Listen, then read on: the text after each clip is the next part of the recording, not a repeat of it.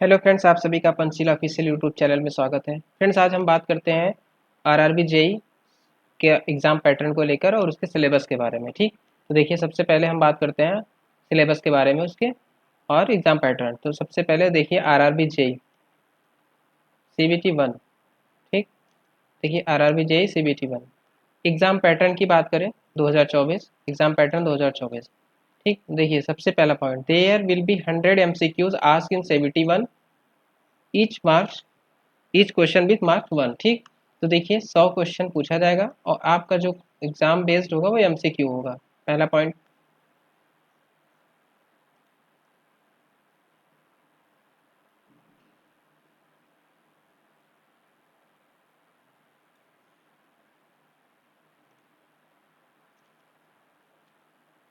Hello friends, आप सभी का पंचशील ऑफिशियल यूट्यूब चैनल में स्वागत है। फ्रेंड्स, देखिए सबसे पहले हम बात करते हैं।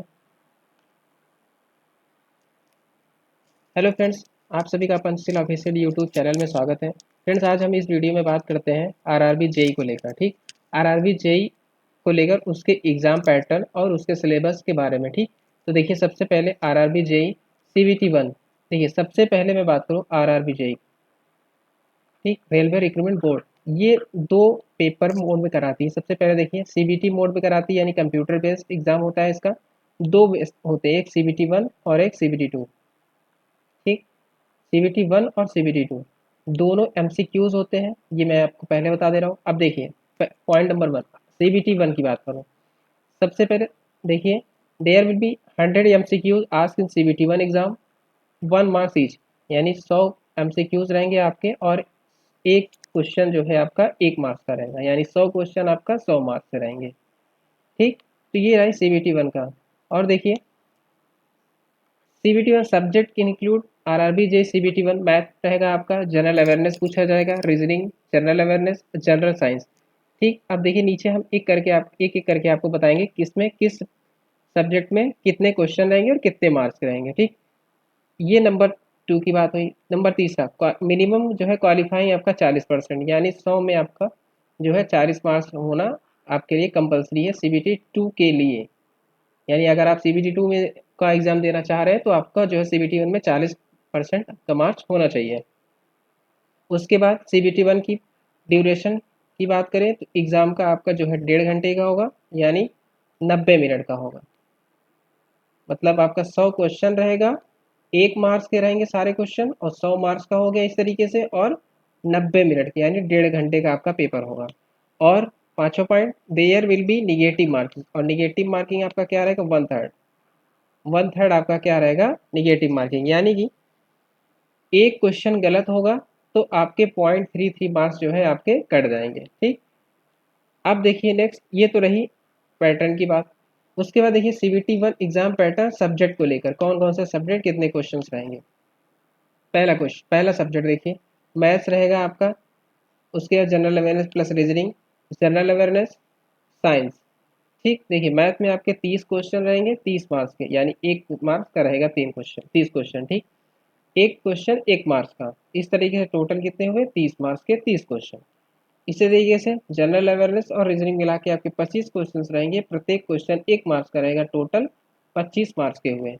जनरल अवेयरनेस की बात करें जिसमें करंट अफेयर वगैरह पूछा जाएगा, इसमें 15 क्वेश्चन रहेंगे, 15 मार्क्स के, टोटल 15 मार्क्स के हुए। ठीक, जनरल साइंस जिसमें आपके फिजिक्स, केमिस्ट्री और बायो, ये तीनों मिला के आपके 30 क्वेश्चन, यानी 10-10 क्वेश्चन भी हो सकते हैं, 12-13 ऐसे क्वेश्चन हो सकता है।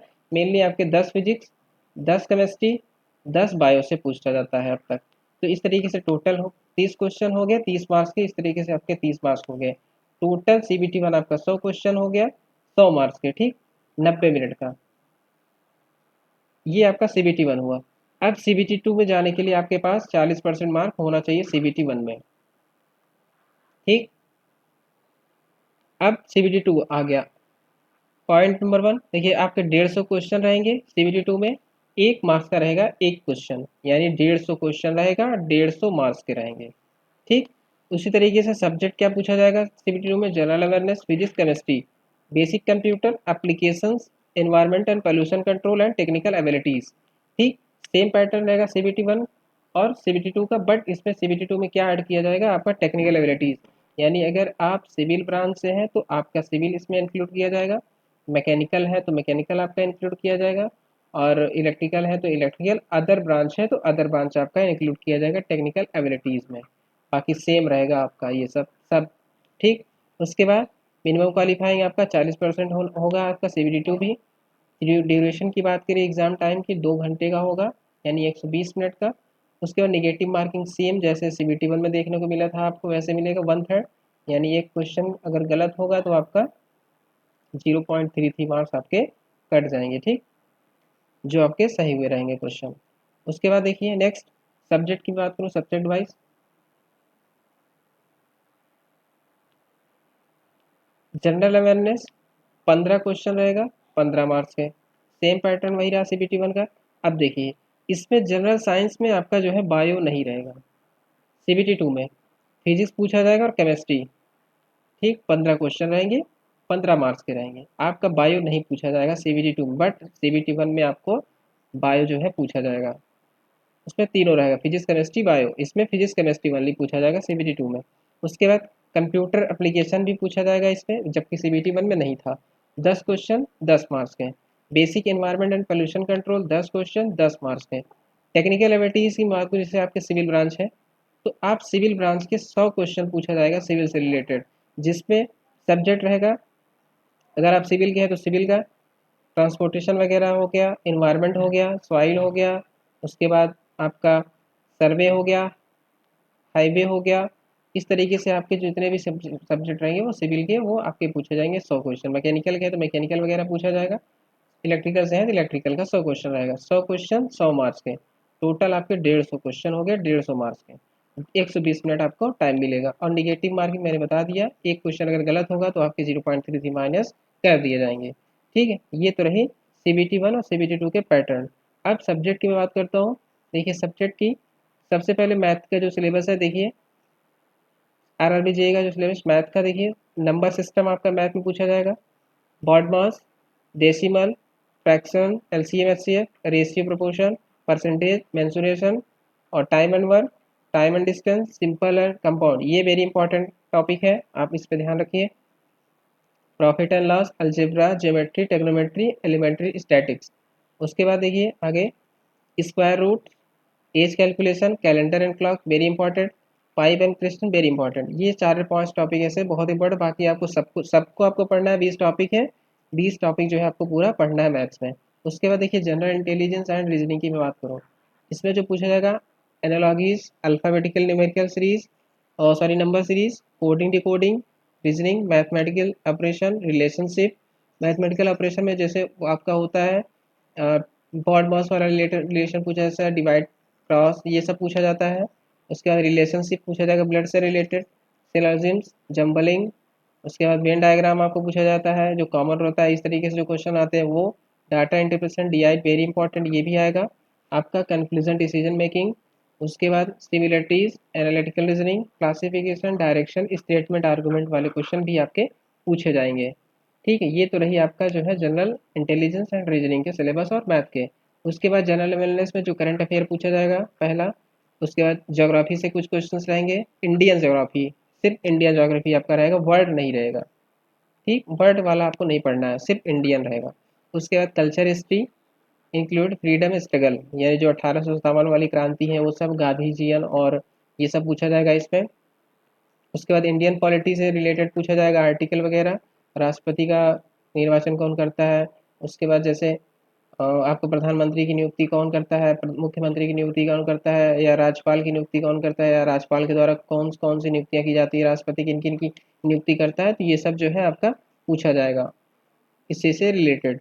ज़्यादातर आर्टिकल आपको याद रखना है इसमें। इंडियन इकोनॉमी आप पढ़ सकते हो। उसके बाद environment issues and concentration, world, sports, general scientific and technology developments, ये सब रिलेटेड आपके पूछे जाते हैं। ठीक, ये तो रही आपकी CBT1 और CBT2 के जो नॉन टेक हैं उसके पैटर्न के बारे में और उसके सब्जेक्ट के बारे में। ठीक, अब देखिए जो आपके 100 जो आपके टेक्निकल एबिलिटीज़ पूछे जाएंगे उसका जो सिलेबस है वो उसकी मैं बात करता हूँ। देखिए सिविल का मैं बात करूँगा, बाकी मैकेनिकल के हैं तो आप मैकेनिकल का आप देख सकते हो। ठीक है, PDF डाउनलोड करके। उसके बाद देखिए यहाँ पे आपका सिविल की मैं बात करूँ देखिए सिविल में तो सबसे पहला आपका पूछा जाएगा जनरल मैकेनिक्स, उसके बाद बीएमसी और बिल्डिंग मटेरियल, दो होता है बीएमसी, बिल्डिंग कंस्ट्रक्शन और बिल्डिंग मटेरियल। ठीक, उसके बाद कंस्ट्रक्शन सब्सट्रैक्शन ये सब पूछा, जिसमें एस्टिमेशन वगैरह ये सब आता है, वो सब पूछा जाएगा। उसके बाद बिल्डिंग से रिलेटेड फिनिशर, जिसमें फ्लोर डोर और पेंटिंग पॉइंटिंग और ये सब रूफ ट्रस ये सब के बारे में पूछा जाता है। बिल्डिंग मेंटेनेंस कैसे किया जाता है, इन सब के बारे में ग्राउटिंग गंटिंग ये सब पूछा जाएगा।